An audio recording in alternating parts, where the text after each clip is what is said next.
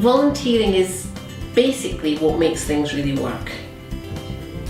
The staff do a fantastic job of making sure that we provide services and develop resources and programs within the organisation, but the volunteer force has always wrapped around that. I'm now employed as the volunteer coordinator. My role is to care for the 40 volunteers that we currently have, as well as their mentors. And I really felt as though I needed to do something where I was providing myself with a bit of a challenge, and I really missed the work environment. We have a young mum also who is a full-time carer of one of her children, and again, she's not looking for paid employment in the immediate future, but what she loves is her 2 days here in the head office of LifeLine projects. I think I've learned a lot through that process. I'm much more ready to try something new.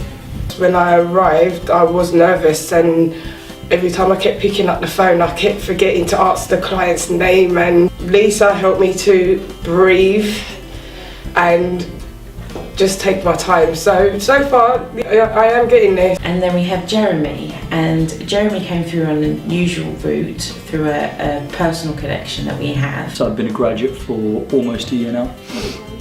And I think, when I graduated, I maybe didn't have that much direction or kind of idea of where I wanted to go next. We've got a retired gentleman who has been volunteering for LifeLine for many, many years.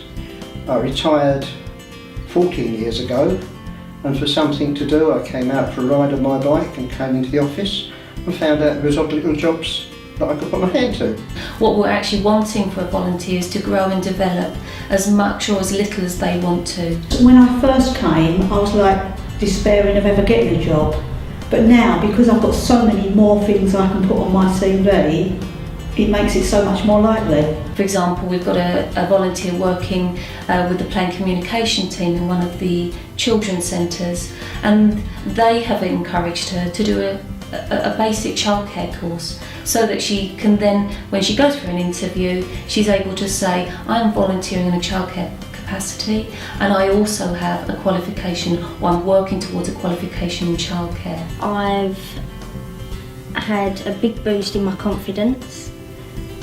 Take for example, I wouldn't be sitting here now. I'm mentoring a young lady who came in and she had no confidence, and she'd left school quite early, and she wanted to do some volunteering with us. And it's just so lovely to have seen her grow.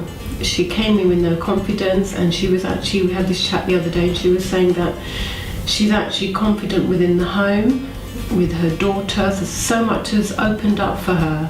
One of the things that I feel is really important is that every volunteer has their own mentor. That means that this is someone who they can go to about their volunteering. We have quite a laugh actually. I really enjoy working under her. She always helps me out if I need help with stuff. It's really important that the mentor understands the value of the volunteer, and it's equally important that the volunteer understands the role of the mentor. Jazzy plays like a mum role.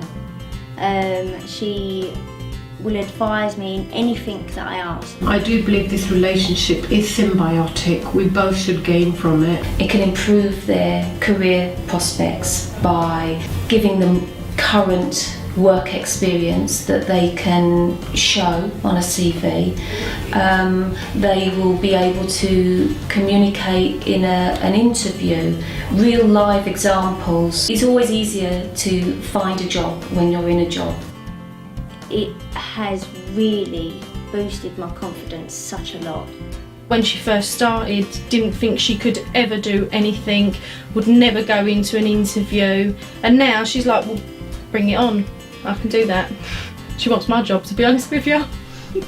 We value our volunteers very, very much, and they bring so much more to the organisation than you would perhaps imagine. We don't just want people helping out to do a bit, we want to grow them, we want them to kind of move forward.